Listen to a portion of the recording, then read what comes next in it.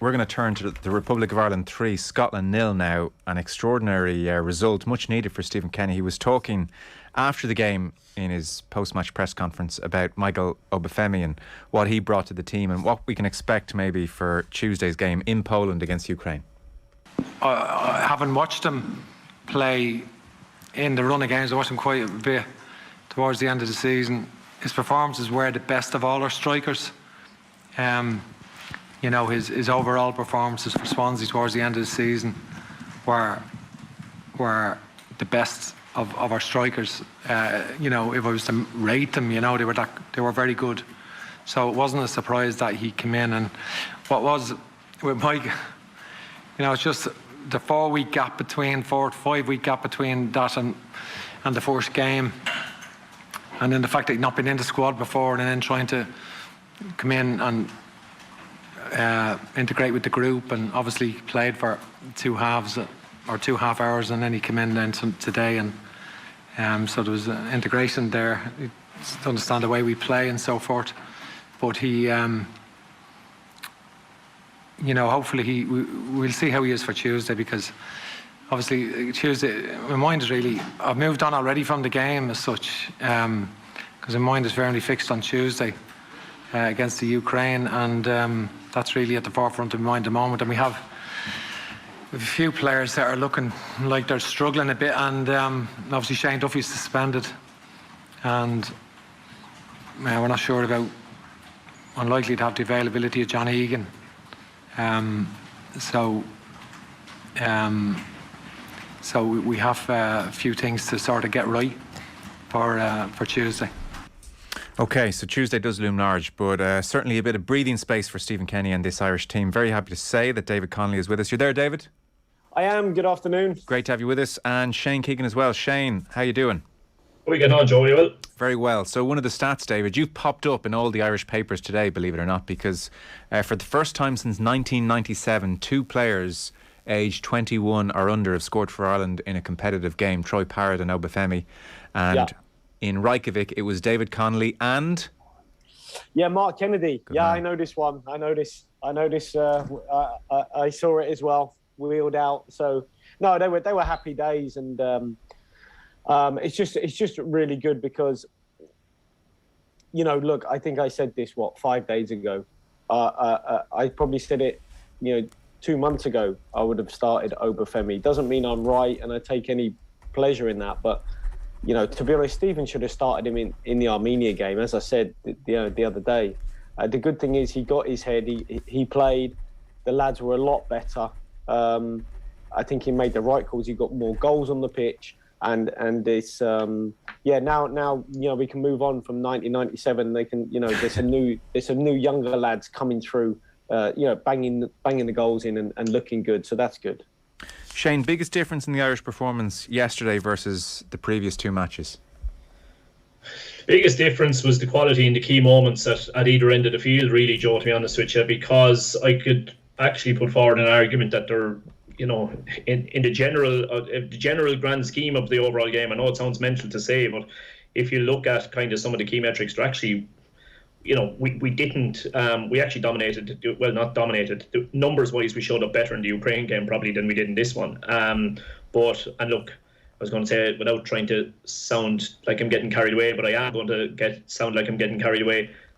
Like I would struggle to ever remember a better goal by an Ireland player or a better assist by an Ireland player. There were 2 incredible moments of quality. The goal obviously speaks for itself. I know Obafemi apparently made a bit of a joke that he feels the pass is almost getting overlooked because the goal that he followed up with was even better. I disagree. I think the pass was even better. I thought the pass was sensational to Troy Parrott. Absolutely sensational. To have the composure to spot it, have the vision to spot it, and then to put it into the absolute perfect area. They were probably two of the most high quality moments I can remember any Irish player producing. If you remove those 2 moments, we got very, very lucky with some very, very poor finishing from Scotland. We definitely gave away more chances against Scotland than we did in the other 2 games combined, really, and we were quite lucky on that front. So the key difference, I suppose, which tends to be the most important thing in a match, Joe, really, doesn't it? Yeah, it is extraordinary how chances being taken and not taken change the complexion of games. With Ireland at 1-0, and for I think the third time on 26 minutes, gifting Scotland a chance by trying to play out from the back. McGinn didn't take that chance, and literally a minute later we see that goal of huge quality which you talk about, the Obafemi assist and the brilliant Troy Parrott run and finish. That happened a minute after McGinn could easily have equalised for Scotland, and we would, Shane, be bemoaning this Irish team gifting Scotland chances and scratching our heads and navel-gazing about the entire approach once again. 100%, Joe, 100%. And that's why, as I say, look, I will laud those two fantastic moments of quality, but it's important that we don't get carried away and lose the run of ourselves in the very, very same manner that it's important we didn't get carried away and lose the run of ourselves on the back of the two defeats either, because like the boom to bust cycle, just it has to stop. It's madness. And again, you know, the scoreboard journalism, it drives me absolutely crazy. It really, really does. If Ireland had lost those first two games and delivered horrendous performances in which they were clearly miles and miles second best, then I could understand some talk of there being pressure on Stephen Kenny. But in both of those games, we showed up quite well when you look at some of the important numbers, which I know certain other journalists made a point of saying they don't like too many talk around those numbers yesterday. But we did quite well, but we did poorly in the key moments. This time round, it was the exact opposite. We actually didn't do as well on some of the key numbers, but we did do extremely well on the one number that mattered most. But it can't just be boom bust, Joe. Like I would think you've just played Stephen's interview there. I would think with the few bodies that were going to be down, with Ukraine probably being a lot stronger than they were first time around us, I mean, I would find it hard to see how we're not going to be bet on Tuesday night. And so be it. Like, we might be bet by a couple of goals. Hopefully we give a decent account of ourselves. But if we do lose the game, again, it's not the end of the world. And if we likewise, if we played fantastically and won the game, it's not the end of the world. Like, we have to start judging people over a run of at least half a dozen games rather than two, you know. And what are those key numbers or metrics that you referenced, Shane? Yeah, well, I mean, if you take, for example, in the Ukraine game, as I say, look, I did read a piece in one of the papers yesterday where they were having a real bash at people throwing out XG, because I think Stephen might have, I'm sure he regrets it, but I think Stephen might have thrown out XG himself after the game the other night. I mean, it was 1.86 to 0.80 to Ireland the other night, which on XG means we were a full goal better than the Ukraine. Whereas this time round, it was 1.17 to 1.09, which suggests that game should have been a draw against Scotland yesterday. And I can understand how you could see it being a draw, because they had some very, very good chances, Joe. Whereas, I mean, the Michael Obafemi one, that's not even a chance. Like, that's a once in a lifetime strike. Yeah. And other stuff like that. We'd only 45% possession of the ball yesterday. Shane Duffy probably sums up the game best, in that Shane Duffy had the highest pass completion rate on the pitch yesterday. He had 55 successful passes from 57 attempted. We're all able to point to the two that weren't the two successful ones, because on both occasions it should have ended up in the back of the net. And yet you removed those two moments from it, and Shane Duffy had a great game, absolutely super game. So yeah, look, there was a lot to be good about. I mean, I don't know what David thought, but our attempts to play out yesterday, we looked very, very shaky. And on the flip side, our attempts to stop them from playing out were very poor. They managed to get out through our initial press time and time again. And again, Stephen kind of half referenced that, I suppose, in his post-match. He definitely wasn't getting carried away, and definitely felt that there was areas that needed big improvement. So, yeah. Look, try an even keel, Joe. Try and keep an even keel. It's not how the media works, Shane. You should know that by now. David, Shane's absolutely right, though. That sliding doors moment on 26 minutes versus 27 minutes where McGinn misses the chance and Parrott finishes that amazing assist from Obafemi, and even the Obafemi strike. These are moments which change games, and you'd have that innate sense of being part of so many matches where the flow is completely changed by somebody taking a chance or somebody not taking a chance, and for whatever reason it went Ireland's way yesterday on that front. Yeah, that's right. And I think, to be honest, what was more important was a result. Was a result. What I would say is that, Stephen, any Ireland manager is going to have to, he will be judged by his ability to extract the most out of those players. But that also means his team selection really comes under scrutiny, more so than I think maybe some other countries, because we're not blessed with an awful lot of players in particular positions. I do think he got it wrong. I understand what Shane's saying, but he got it wrong against Armenia, 100%. He picked the wrong starting team. You know, I know he might favour Callum Robinson and, you know, one or two others. There is no way in my mind Callum should have started that game. That game was for Michael Obafemi to start, away from home, bed himself in. I listened to that interview and he said, Michael, you know, maybe he needed time to, you know, to integrate. Michael's been, yeah, he's got the confidence, you know, as we heard there. He doesn't need any time to integrate. You throw him in. I mean, I was thrown in. Mark Kennedy was thrown in. Shay Given was thrown in. You know, Robbie Keane, I can put the list of lads thrown in. If we had to keep waiting for the perfect moment, we were, you know, Ireland didn't, Mick McCarthy couldn't wait. And had Callum Robinson's form late last year not earned him a certain amount of credit in the bank, no? No, but that's okay. That's a different discussion. Once you start talking about credit in the bank, you're on a slippery slope. Well, it's not credit from 5 years ago. It's credit from scoring hat-tricks and scoring multiple goals, in his most recent games. In fairness, you know. No, I know. Look, I've been a striker myself. What you say, if Callum's your number one, you say, Callum, you're my number one, right? But you're not starting the Armenia game because, you know, you haven't had a lot of football, but you know, you're making impact off the bench. You know, and then we'll get you into the team that way. But I tell you what, Michael's done very well at club level. We're away from home, pressure will be less. I'm going to see what he's like. Fair enough, yeah. You know? And look, I think this comes down to squad management and extracting the most.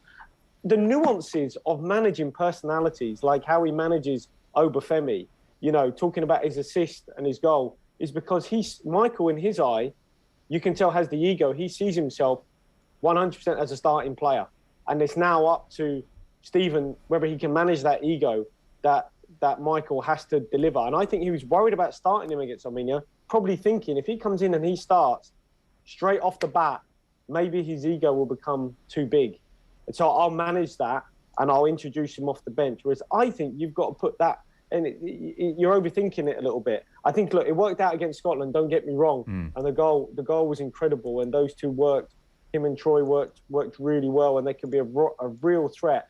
But I do think you have to really, when you're that Ireland manager, you need the very most out of scant. You don't have much, and it's not just you know, you can't just keep referring to credit in the bank. You can't. You have to also reward those players that are in form and give them the opportunity and see if they take it or they fail, knowing that, well, you know what, I've managed the squad. I've managed Callum. I've managed, you know, whoever else, Chidozie or Wilkin. I've managed them. So massage their ego as well, knowing that they're going to come on and still play a part. But I'm going to give Obafemi the chance, you know. And I think you could say, I wouldn't say he got lucky in terms of Obafemi's performance, because I said, like, weeks and weeks ago I'd be starting Obafemi. But what if he hadn't scored yesterday or assisted?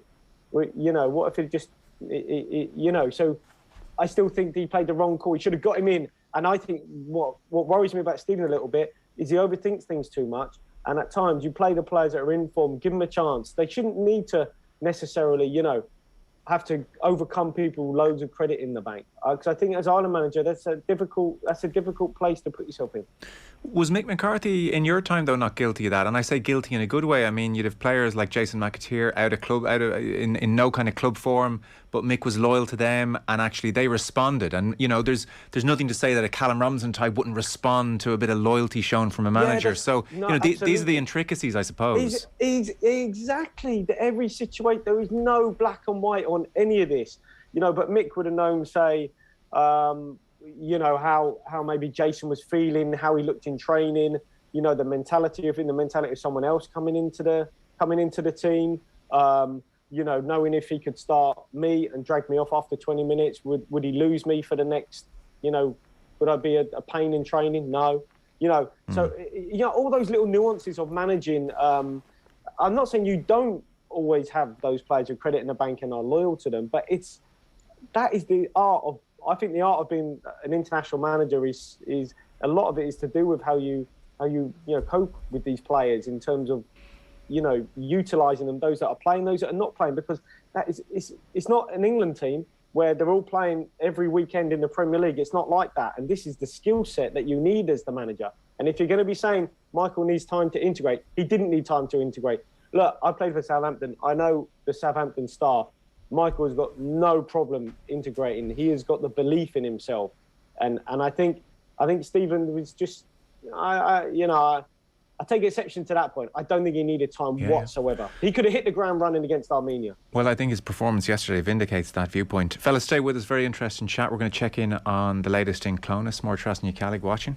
Yeah, there's just over 90 minutes gone, Joe. It is Armagh 1-2, Donegal 8 points. So while Armagh got off to the blistering start, I'm not sure Ross Munnelly's here watching it with me. Ross, which Bannister do you think is happiest at the moment? Definitely, I think Donegal, given the way that they've come right back into this game. They've 8 scores in comparison to Armagh's 3. The early goal was a massive setback, but the way that they've settled, they've used their experience, and they're operating Michael Murphy on the edge of the square, and they're actually able to mix it up in terms of ball going in long to him where he's causing hassle. He was fouled.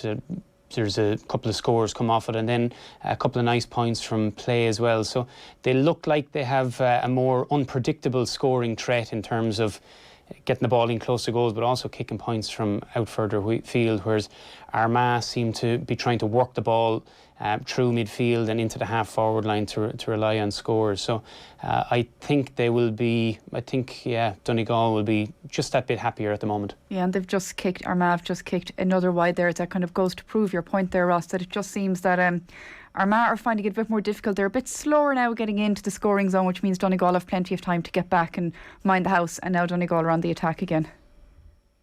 OK, so that's Donegal leading by 5 with 20 minutes on the clock. Regular updates coming your way. We're chatting with Shane Keegan here and David Connolly. David, just one point, you're worrying me there because you're mentioning Obafemi's ego a few times. I mean, he's going to be feeling pretty good about himself this morning, I would think. And we have seen previous managers, and that's managers plural, publicly admonish Obafemi publicly about his attitude at times. I have to say, it comes across yesterday as full of joy and charisma and incredibly likeable in all his post-match interviews after the game. Is there a slight worry there that he could get a bit ahead of himself, or what's the issue? No, not at all. What I mean is everyone will have an ego. Every one of these players will feel that they want to be starting games, and Michael's no different. I think when I mean managing the ego or the personality of these players, because they'll all want to play. They'll all feel they should be playing. And maybe it was a case of, for Stephen, thinking, I won't start him against Armenia. As he said in his interview, he kind of just said it. He'd just come into the team. So what? So what if he'd just come in and it's his first time around? I don't think we have the time to wait and give the perfect moment to players like Michael Obafemi. Okay. And I think Michael, at times, he does have hamstring trouble, right? Now, he's got to make sure he looks after his body, looks after himself. He's professional. But no, I don't necessarily think he's got an ego. I think it's great to have someone charismatic who believes in himself. You've got to embrace that. Not think that's he's got an ego that's too big. It's an attitude problem. I don't mean it like that. I mean more in terms of every player will have a certain ego, but he almost felt like he had to keep him in check by not starting against Armenia, like he had to earn his stripes. I think the goals he got in the Championship towards the end of the season earned him that start against Armenia, like they earned him the start against Scotland. OK, fair point. Shane, you mentioned the different numbers which suggest actually Ireland, you couldn't say it was an utterly dominant performance in spite of what the scoreboard suggests. That said, there did seem, just to the eye, to, with Knight dropping into that central midfield area when Ireland didn't have the ball, there seemed to be a more solid look to Ireland. But more to the point, there seemed to be an aggression about Ireland, and there was an energy about Ireland, and they were just more difficult to play against, probably exemplified by Molumby and that energy and that attitude, which I didn't think was there. I was at the stadium against Ukraine, and Ireland were almost sluggish, and they never got in the faces of Ukraine, whereas they really did against Scotland yesterday. And sometimes you wonder if we're so fixated with trying to play progressive football, we can forget about that other very important aspect of the game. And Molumby certainly didn't yesterday. I thought he did so well, Joe. Obviously, he got the little nick of the ball in the build up to the Obafemi goal. He actually, if you look back as well, he also got a great tackle in the build up to James McLean's cross for the Scott Hogan one that was cleared off the line. You said Kevin Knight or Jason Knight. I always call him Kevin, the brother. You said Jason Knight dropped in when Ireland didn't have the ball. I'd go a step further. I think it was a proper change of shape yesterday. I think obviously that 3 centre backs and 2 wing backs were still in place, but up until now we've had what I'd call 2 6s and then 2 10s behind the 9. Yesterday it was more a case of a designated 6 and 2 8s either side of him, kind of ratting around the place, trying to be as energetic and in your face as possible. And I thought it worked brilliantly. For the middle of the field. Both Knight and Malumbi, as you said, the energy, getting into people's faces and still having proper quality in the ball. Knight finished behind Duffy with the second highest pass completion rate on the field. He uses it so well. So he plays a slightly different role than Malumbi. As you say, Malumbi's is probably a little bit more, his strengths are, yesterday his strengths were when the opposition had the ball, whereas Knight was more kind of, his strengths were when we had the ball, but they were a really good balance. They allowed Cullen just to sit there and knock the ball around. And then one of the huge pluses for it, Joe, was we had a proper front 2, which I think we have been screaming out for, because we've never quite managed to get the balance maybe fully right there. But with Troy playing right up alongside Michael Obafemi, I thought they were excellent. And the other thing with a 2 like that is, Joe, it's very interchangeable. If you look at who didn't play yesterday, you would think, right, Callum Robinson is a really good like-for-like replacement for Parrott. Those 2 now have a battle on maybe as to which one of those 2 starts. As good and all as Obafemi was yesterday, and he was outstanding, we have to remember how good Ogbene's been for us too. So there's a real good battle now between the 2 of those to try and see who's the man to play that role. And obviously we've still got Adam Ida, who had been very impressive for Ireland prior to his injury, to come back in there. So there's some real good competition for places in terms of those 2. And the one thing that worked extremely well yesterday, Joe, and I don't know whether it was by accident or by design, but we killed them down their right-hand side. We really, really overloaded them down our left. If you look at back at it, and even, again, I'm just looking at some of the stuff here, and it gives an average touch map, let's call it. Knight played higher in the midfield 3. Knight played higher on the left than Malumbi did on the right. Yes. Parrott played off of Obafemi's left, and James McLean played higher on the left as a wing back than Alan Brown did on the right. So you had 4 bodies in that top left hand corner who I thought did really, really well. I mean, I've got lynched before for the fact that I just love James McLean. I know his strengths, I know his weaknesses. I'm well aware of his weaknesses, but I thought he was so good again. Yes, I thought the cross for Scott Hogan was top notch, and to me, I would have him a good bit ahead of Enda Stevens in the pecking order for that left wing back spot now, to be honest with you. So I would, but I thought we were excellent down that left hand side. Yeah. It's funny, because there wasn't a symmetry between Knight and Malumbi when Ireland had the ball. That's why it did look like Knight was playing a slightly different position, but his interpretation of it was just that bit different. But Malumbi really gave Ireland something in other respects. I'd be inclined to almost agree, David. What do you think on the McLean point? I mean, even for the first goal, it was McLean with his right foot who put in that really good cross that was flicked out for a corner. And, there's this never-ending debate about the quality of the players, and we talk far too often about Irish players, like in that moment, say putting in a cross, they'll put in a bad cross and we'll sort of dismiss it as, it's just an uncharacteristic mistake. But you are what you continually do, and for too long, too many Irish players continually have bad touches, make bad passes, or don't put in a good cross. Like, McLean does have a bit of quality about him for all the misgivings. Yeah, of course. And look, he's got that experience, but I think the next, just touching on some of the things Shane's talking there, that the next evolution is interesting about the refinement of players in those positions, because I don't think Ogbene is a natural replacement for Michael Obafemi. I think, me personally, I prefer Ogbene raiding down the wing. But that's my personal opinion whenever I've watched him. I think he's done well for Ireland down through the middle, but Obafemi has to start, and I would have Chidozie raiding down the right-hand side. And whether that's as a wing-back, he can operate, you wouldn't call it cheating, but in football terms, you kind of call it cheating, where he's your outball at times, knowing if you've got enough cover in the middle of the park, whether it's Molumby or Cullen, or when he goes down that side, that we're not a little bit there. And then Alan Brown would be a one to come into the middle of the park to operate as another 8. And can I just interrupt 10. there for a second? So, assuming everybody's fit, what are you saying to Matt Doherty and or Seamus Coleman? Yeah, that is the challenge. Yeah, that would be the challenge. Whether Matt is we have to wait and see. Matt's obviously had some, he's been in and out of the team. He's had some injury issues. We don't know if he's going to stick with the 3. You say he sticks with the back 3, then it would be wing backs.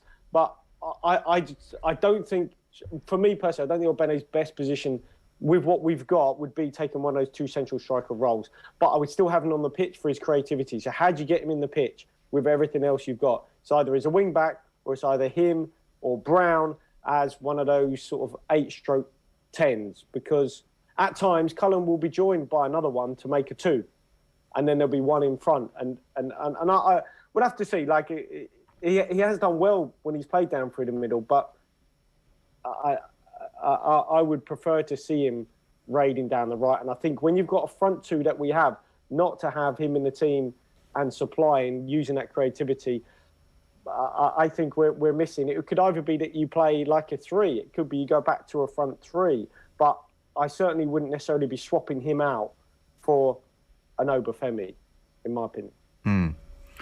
Where does yesterday leave Hendrick then, Shane? Yeah, I again, to be honest with you, Joe, I think Hendrick would benefit from that change of shape, because to me he is better as one of 2 8s than he is as a 6. I think at times he gets a little bit lost in terms of what his duties are when it's the build-up phase in his own half. I think he's very, very good once we get over the halfway line and he's facing the play and he's got to try and find those kind of true balls. I think he does that an awful lot better. I think at times he was getting in Josh Cullen's way. So I think he's going to have a battle on his hands. You would say it's between him, Molumby, and possibly Alan Brown, even though Alan Brown did quite well as a right wing back yesterday. I think I would expect him to more so battle for one of those 2 8 positions. I think Matt Doherty / as David has just made the argument for possibly even like Benny on the right hand side if everybody was fit. But I thought he got a bit of unfair grief, Joe Hendrick. I thought he was trying to make things happen in those 2 games. Sometimes it came off, sometimes it didn't. But he was always trying to do the right thing. I think he's just got a battle on his hands. But I think if he can get into the side, I think he would benefit from that slight change of shape. Yeah, like Hendrick on the ball has often been, like, he's been very good for Ireland over the last year, much improved. And on the ball, even against Armenia and at times against Ukraine, he looked one of the more likely players to produce a pass of quality to unlock a defence. But he doesn't have Molumby's tenacity off the ball. And so if you could combine the 2 of them, maybe that's what you'd be looking for, I suppose. And maybe, David, it depends on who the opposition at times. Like, we're talking here as if we're going to find the perfect solution and that's us. We're good to go now. We've cracked the code. Yeah. And sometimes the analysis doesn't reflect the fact that we're going to play different opposition all the time. No, and also you got to remember when he was playing those 2 games, Armenia, Ukraine, he was playing in a flat 2, and I know it looks good on paper. You put two midfielders to cover the width of the pitch, it's not possible. Right. It's not possible. That's why they had to go with an extra man in the midfield, whether it was changing to a 4-3-3 or the shape that he chose the other day, because you can't cover that whole expanse of pitch. Especially if you're playing with wing backs who are trying to make the ground out wide. It's just, you need another one in there. And also Jeff is one of those that didn't have a very good time at QPR, didn't work out, was out of the team. And I thought actually his passing was, at times, was pretty good, so I wouldn't be necessarily putting him to one side and forgetting about Jeff. But again, I just think, I'm not sure I would have started with Jeff for all those other reasons. I would have gone with maybe against your Armenians with kind of a team that he selected for this Scotland game, and maybe those that have been playing and that are fit, are firing, are coming in, they hit the ground running, bang, go on then, you've done well, go and show me what you've got, knowing that those experienced lads are in the wings waiting behind. Well, if it doesn't work out, we've got the experience of those players to come on, those clutch moments, and we'll just see. But look, it's worked out how it's worked out. But those lads will still have an awful lot to give with a shallow squad. Because when is Matt going to be fit the whole time, Matt Doherty? When is Seamus going to be fit the whole time. You know, Ogbene, there's going to be times where I'd be amazed if the whole of that right side of the pitch is fit, you know, is fit and available. But when it is, great, he'll have a decision to make, you know, and if Callum's banging in goals for West Brom, great, that's, you know, or somewhere else, that's even better. But, you know, I think it's good that there's lads now that have come on and scored for Ireland, because then it's like, okay, it's almost like now Stephen feels that if he selected Michael Obafemi and not someone else or another player, he's vindicated. But I don't think you need that vindication anyway. Does that make sense? Yeah, perfect sense. I think you go with your belief of, no, he's earned that, you know, give him it. And as I said, the next evolution will be, you know, maybe Alan Brown. He's done well, and he has played that role for Preston out wide. But it could be him as an 8 or a 10, obviously, as he's done previously, because he gets goals, right? He gets goals. He times his runs in the box, and you need goal scorers on the pitch. You need players with goals, you know, because we're not blessed with many. I think you go back to the other couple of games, we had players starting who had like 4 goals between them, you know.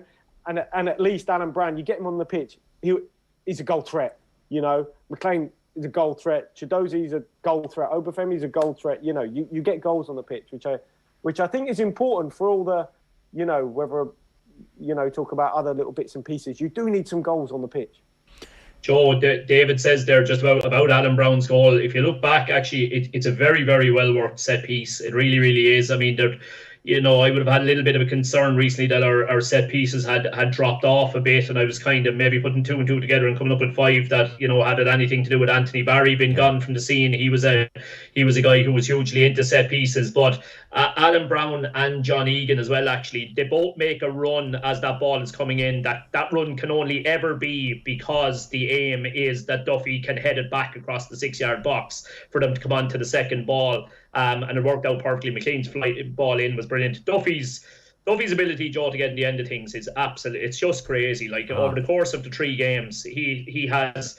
I think I'm right in saying he was most touches in the box for Ireland yesterday, most touches in the box for Ireland against Armenia, and 1 off. I think Ogbene had 1 touch more than him inside the 18-yard box in the first game. It's like, you know, he's there, you know the threat, but opposition teams just don't seem to be able to deal with it. Yeah, he's brilliant. Both boxes as well. He seems to clear his fair share as well, doesn't he? Stay with us, fellas. We're checking back in at Clonus. So this... Now then, you're welcome, Max. So final thoughts from Shane Keegan and David Connolly on Ireland's win against Scotland. Our football coverage is brought to you by Sky. All the football you love in one place across Sky Sports, BT Sport and Premier Sports. Watching the coverage here, David, Ray Houghton was on co-commentary on RTE, and a couple of times early on in the game he was making the point on Parrott that he loves coming short, loves getting touches on the ball, wants to be involved, and almost always turned down the opportunity to make a run in behind. And then suddenly the second goal happens and he makes the most beautiful run in behind, and you see what he's capable of. So his movement generally, because I'm sure he's still learning his craft, what are you seeing from Parrott? Because it is pretty exciting to have this guy now who is... I mean, whatever's happening at club level, maybe he was built up too much in the first place, or maybe, you know, he'll come good eventually. Who knows what his level is? He's still very young. But what we can certainly say is he has this very nice habit of managing to score for Ireland early on here in his career, and he's done so on important occasions. And that second goal really was quite something. So, what are you seeing from Parrott?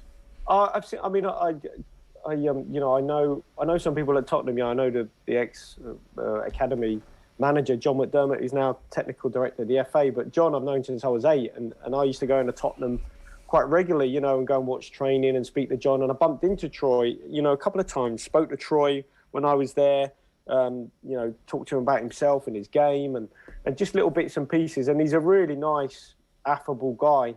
You know, I think he is very talented. I think he's working under a really good coach at MK Dons. And you know, I think his schooling this season has been really good for him.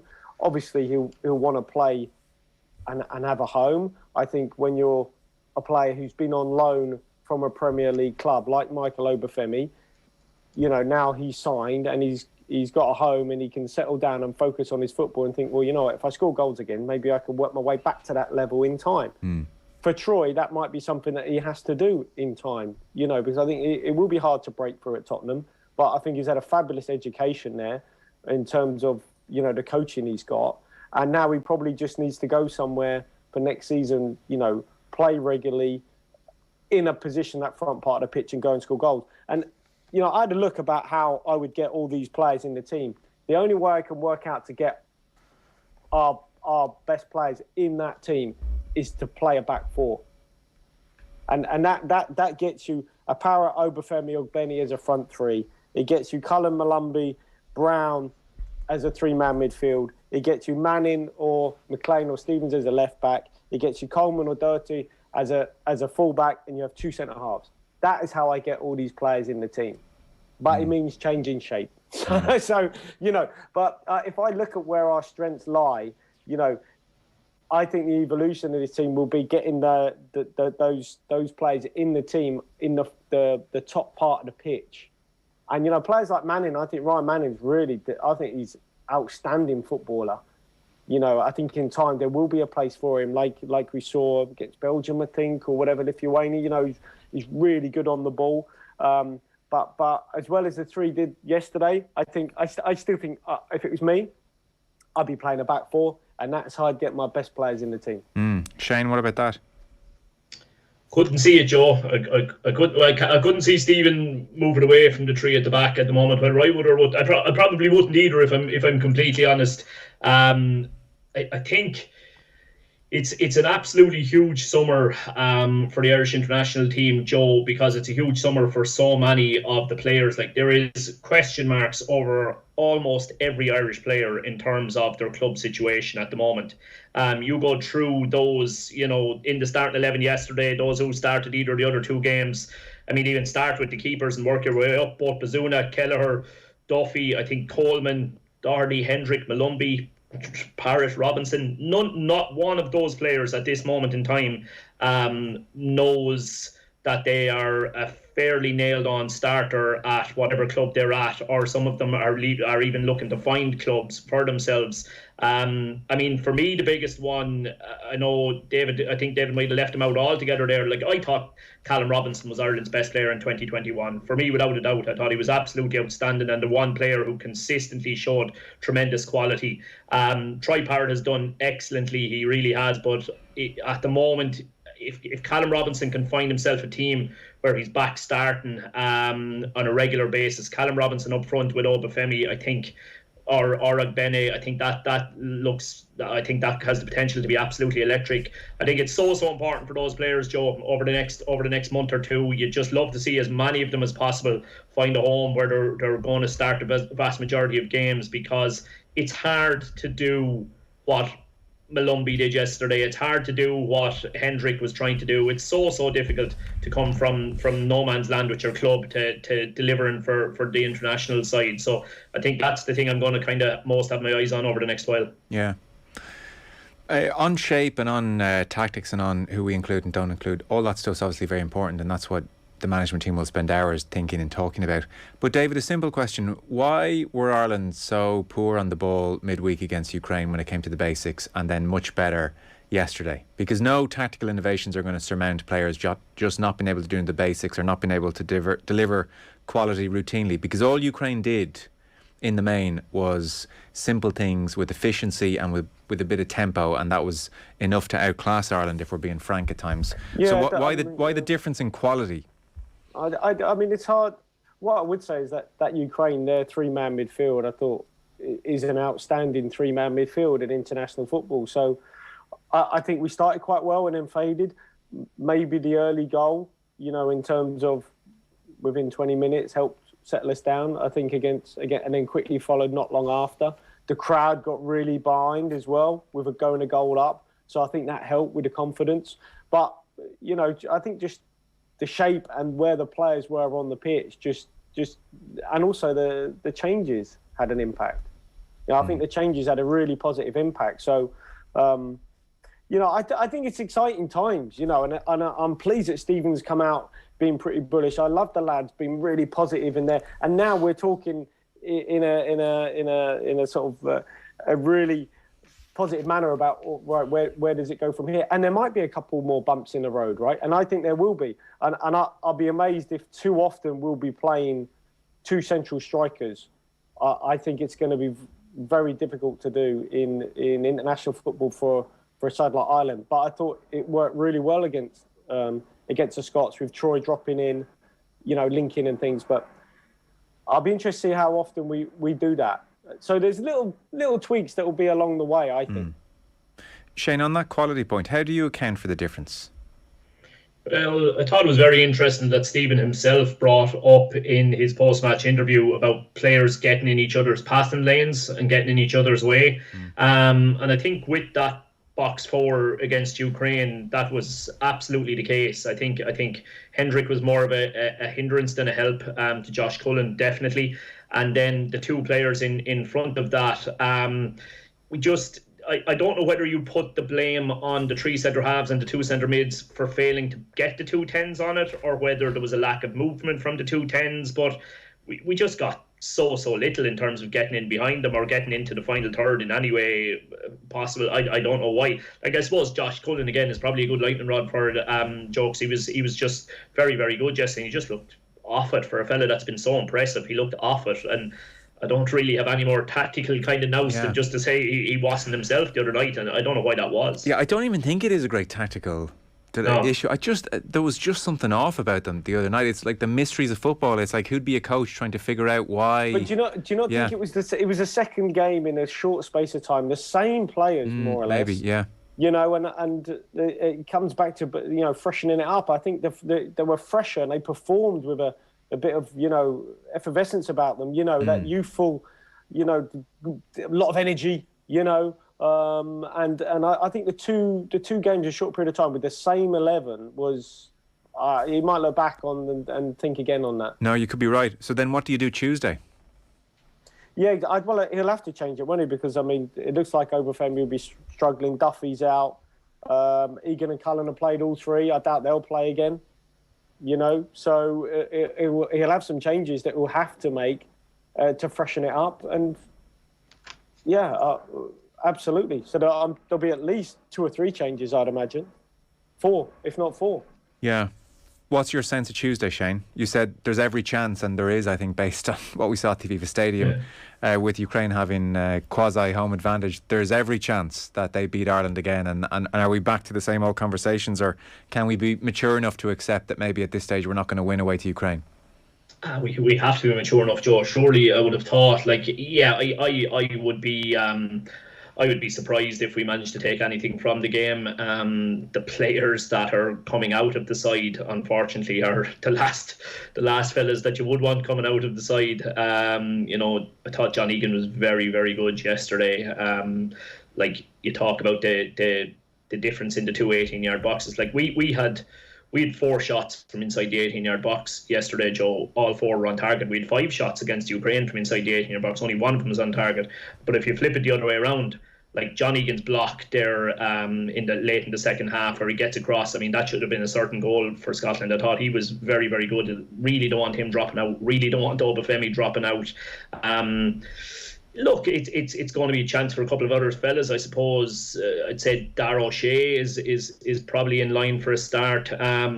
Hard to see. Probably, if Bene is fully fit, he probably comes straight back in for Obafemi. I'm not 100% sure. But look, there'll be a few changes. I would put us firmly second best, I would think, going into that. If we can give a half-decent account of ourselves, you'd have to be reasonably happy. But, like, we just, you know... So I would like to think that as media or as an Irish media or whatever, that, you know, that it's not the end of the world if we're beaten on Tuesday night. Let's just roll on and take the positives or negatives from the overall 4 rather than just any one game in isolation. Yeah. So to not do the scoreboard journalism thing, David, very easily Ireland could have gifted 3 goals to Scotland in the first 20 minutes. What do you suspect Stephen Kenny and the management team will be saying about those chances that they just handed up to McGinn, for instance? Yeah, I mean, that would be the constant refinement, but we have seen that in all the games, in a lot of games. You know, obviously they weren't punished the other night, but that is not going to change off the back of one game, but it's just the moments within those games where you try to play like that, and if it's on or if it's not on.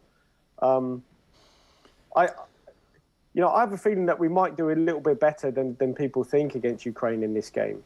I have a feeling that we will, despite of the changes. You know, because now would be the good time to bring in Callum. He's had a couple of Callum Robinson. He's had a couple of games. He's dipped out. He might come back in. Ogbene come back in. Could be fresh. It could be. You might be starting. I don't know. Would you start Alan Brown on as a sort of 8, as a 10, as he does for Preston? And give him a go in there. And you could play Mulumby as the single holding midfield player in place of Josh Cullen. So I think you just move your pawns around a different way and hoping for a similar performance, and then just that little bit of refinement. As long as you've got 3 in the midfield against Ukraine, I think we'll give them a much better game in the middle of the park than we did in the first one. Okay. Joe, just yes, on your question there, in terms of like the boys will realistically only have one, when you take recovery and then the lead in, the boys will realistically only have one proper training session. Yeah. And you've got to decide, right, what's the key thing to work on. And I think that playing out from the back 100% has to be it, because Scotland were using Hendry or Hanley, and their midfielders were coming towards them and they were clipping it over the midfielders straight into the forwards, whereas Shane Duffy was trying to go straight into those midfielders and it was just getting turned over. And I would think that's the one thing that they will look to work on most in that one decent training session they'll have. Yeah. Well, it's going to be an interesting game Tuesday, that's for sure. My thanks to David Connolly and to Shane Keegan. Appreciate it, fellas. Thank you.